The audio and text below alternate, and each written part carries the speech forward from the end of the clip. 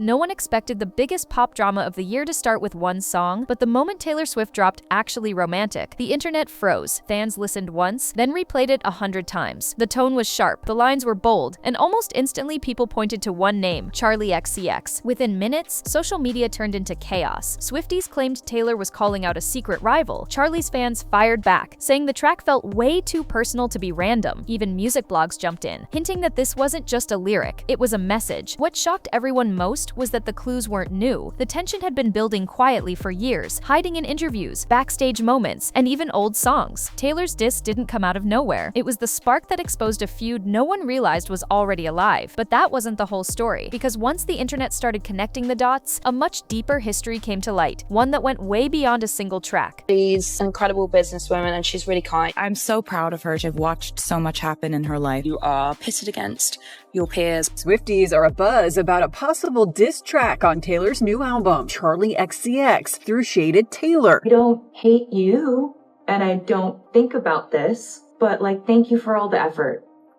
Before the drama, the shade, or the lyric breakdowns, Taylor Swift and Charli XCX actually had a pretty solid history. Their story didn't begin with a feud, it began with support. Back in 2018, Taylor invited Charli to join her on the Reputation Stadium tour, one of the biggest tours in the world at the time. For Charli, it was a massive opportunity. She performed in packed stadiums, gained huge exposure, and even spoke publicly about how thankful she was. To fans, it looked like the start of a long-running friendship between two major pop forces. But as the tour went on, the vibe around the partnership changed. And it wasn't because of Taylor, it was because of how Charli felt during the shows. Years later, Charli admitted she didn't enjoy being an opening act on a stadium tour, saying it made her feel like a party starter, not an artist with her own lane. She explained that the crowd wasn't really there for her, and she struggled with performing in daylight before Taylor's massive set. The comments didn't sound angry, but they did sound honest, maybe too honest. That interview spread fast, and even though Charli wasn't attacking Taylor, many Swifties felt the comments were a bit disrespectful. Some fans argued she bit the hand that fed her, while others defended her right to speak openly about her experience. That tension created the first small crack in what fans thought was a perfect pop friendship. Then came another moment that kept the uneasiness alive. Charli later clarified that she loved Taylor and appreciated everything she did, saying her comments were taken out of context. But online, the damage was already done. Narratives had started forming. People began to wonder if Charli felt overshadowed or if the two artists had very different visions for their careers. Still, nothing exploded publicly, not yet. It was more like a quiet shift, the kind that sits under the surface until something bigger wakes it up. And that something was coming, because the next move Taylor made would turn those faint cracks into deeper questions the whole internet couldn't ignore. Are you still on tour with Taylor Swift, or I'm on tour still. She's an incredible businesswoman and she's really kind. She makes us feel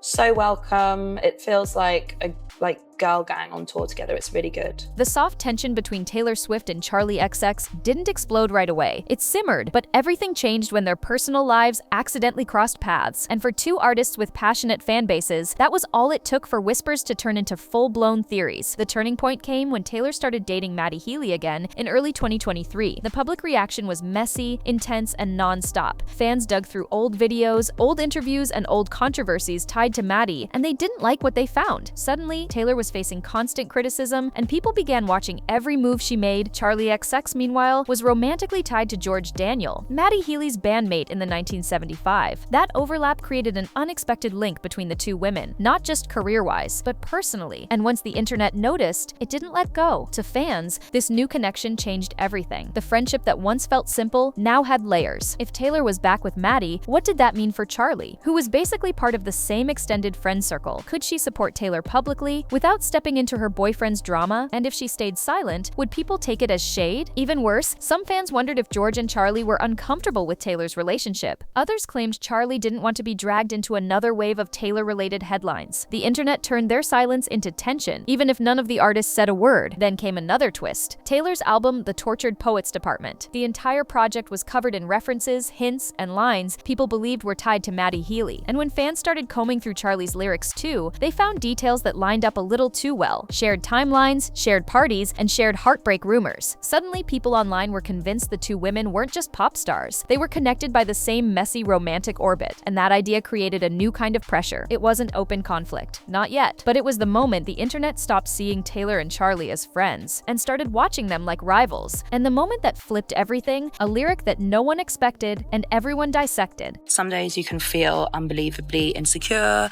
other days you can feel highly competitive, sometimes you can feel like literal trash, and it's really emotional and it's complicated to deal with, and we're not supposed to talk about it, but these songs do talk about it. Everything changed the moment Charli XCX released Brat. Fans were already hyped, but one track, Sympathy is a Knife, stopped the entire internet in its tracks. The song sounded sharp, emotional, and a little too specific. People didn't just listen, they analyzed every line. And that's where things got messy. The chorus hit first. Sympathy is a knife and I'm holding it wrong. A lot of people heard heartbreak, but others heard something deeper. Frustration, comparison, and the feeling of being overshadowed by someone close. Then came the line that blew the speculation wide open. She's so famous, I could die. The second those words dropped, the theories exploded. Millions on TikTok instantly assumed she was Taylor Swift. Why? Because Taylor is the biggest pop star on the planet and was the only person close enough to Charli for the line to hit that hard. Fans argued Charli was talking about constantly being compared to bigger artists. They said she felt like she was always in someone else's shadow, someone with more power, more attention, and more control over the industry. And when Charli admitted in interviews that the album captured moments of insecurity and jealousy, fans connected the dots even faster. They said the song wasn't just about a random famous woman. It was about the pressure of being in Taylor's orbit. Of course, Charli never named Taylor. She didn't throw direct shots, but she didn't shut the rumors down either. And that silence made the conversation even louder. Swifties claimed the line was taken out of context. Charli fans said it was a subtle dig. Industry insiders suggested it reflected real tension between rising experimental pop and Taylor's global superstardom. And when Charli performed the song live with extra emotion, pausing before the "She's so famous" line, the moment went viral all over again. Was it a diss? Was it just honesty? Or was Charli finally saying what she never dared to say in public? No one had answers yet. But then Taylor dropped her song, and everything went nuclear. The internet was still arguing about Charli's lyrics when Taylor Swift dropped a bomb of her own. Out of nowhere, she released Actually Romantic, a soft, dreamy track on the surface, but the lyrics had people sitting up straight. The key line hit like a lightning bolt. You said you're not competing, but your knife keeps showing. Fans froze. Knife? The same word Charli used in Sympathy is a Knife? Suddenly, the whole world thought Taylor wasn't being subtle. She was responding. Swifties said the line was about fake friends, people who act supportive but secretly resent your success. Others pointed out that Taylor rarely uses metaphors like knife unless she's talking about betrayal. And when listeners compared both songs side by side, the timing looked way too perfect to ignore. The drama got even hotter when Taylor liked a comment online calling the track a response to jealousy within the industry. She didn't say who she meant, but silence can speak louder than words. Fans also noticed Taylor performed the song during a live stream with a tiny smirk before the second verse, the same verse people thought referenced Charli. The clip hit TikTok and sparked millions of views, with users saying this is a straight-up calling out moment, and Taylor doesn't do accidental coincidences. Industry insiders added fuel to the fire. Some claimed Taylor had grown tired of artists taking subtle digs at her. Others said Taylor wrote the song months earlier, but chose this exact week to release it, right after Charli's lyrics went viral. Whether intentional or not, the public took it as a direct hit. Two pop stars, two songs, two blades hidden in pastel melodies. And then it got even crazier, because Charli wasn't about to stay quiet. Actually, Romantic is better than Sympathy is a Knife cleared.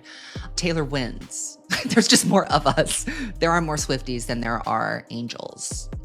So angels are going to be in hell for a while. The moment Taylor's song dropped, the internet didn't just react, it detonated. Within minutes, hashtags like Taylor vs. Charli, Pop Girl Wars, and Actually Romantic were trending worldwide. Twitter looked like a digital battlefield. Swifties and angels were posting memes, theories, and breakdowns like detectives working overtime. Some fans claimed Taylor ended the conversation with one line. Others fired back, saying Charli started the real era of honesty in pop. The debate split TikTok down the middle. Thousands of videos popped up comparing lyrics, analyzing symbolism, and zooming frame by frame into livestream clips to see if Taylor rolled her eyes when she sang the second verse. People weren't just talking, they were choosing sides. YouTubers and pop culture commentators jumped in instantly. Headlines read, Taylor Swift fires back at Charli XCX, Charli's lyrics hit hard, Taylor hits harder. Is this the new pop girl Cold War? Even radio hosts were weighing in, saying the tension felt bigger than a simple miscommunication. Some insisted it was just stan culture blowing things out of proportion, but others argued these weren't coincidences. Both artists knew knew exactly what they were doing. And then came the memes. Thousands of them, Charli with a plastic knife, Taylor holding a sparkly sword, fan edits of both women staring each other down like a royal showdown. Overnight, the feud became the cultural moment, something everyone had an opinion on. But the true chaos hit when insiders began whispering that both camps were annoyed and that things behind the scenes were getting tense. A few even claimed other pop stars were quietly picking sides. And just when it looked like the drama had peaked,